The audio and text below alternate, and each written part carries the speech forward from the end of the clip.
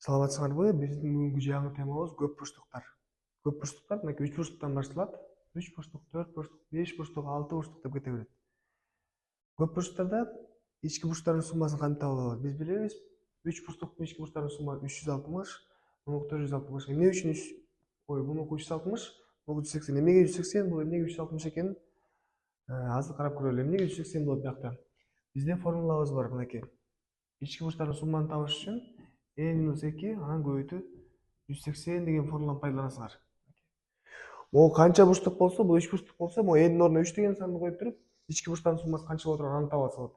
3 болгон үчүн могу жерге 3-тү коесуң, 3 бурчтук болгон үчүн. 3төн 2-ни кемсең 1, 1-ди 180 көбөйтсөң 180 деп ички бурчтардын суммасы 180 чыгып атат.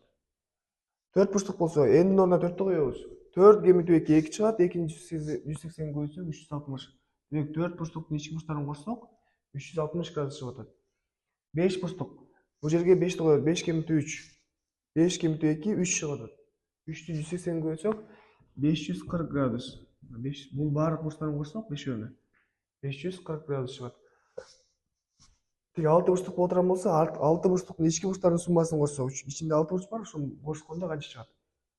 6-ны коебуз. 6 кемитүү 2 4, 4 180 көбөйтсөк 720 градус. Демек 6 бурчтукта 720 градус чыгыш керек экен. Карагыла, могу формуласы мына. Ички бурчтардын табуунун формуласы мына. Могу. Ал эми сырткы бурчтары, буякта сырткы бурчтар бар да могу жерде. Сырты бул. Могу жакта буяк сырты болот. Могу сырткы бурчтары. Альфа, бета, гамма деп коелу. Өзгөчөлүк бар бияктачы. Баардык көп бурчтарда сырткы бурчтарын кошкондо, могуда 3 сырткы бурч бар, 3-өн кошкондо 360 чыгат. Мында 4 сырткы бурч бар, биякта, мындай, тигиндей. Ошонун 4-өн кошкондо 360 чыгат. 5 бурчтук болсо да 360 чыгат.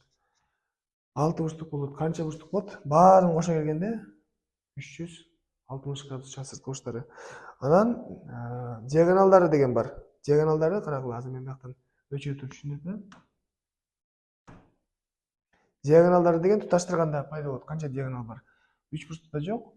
2 бурчтукта карайбыз. 4 бурчтукта карайбыз. 4 бурчтуктан диагонал могу бир диагонал бар.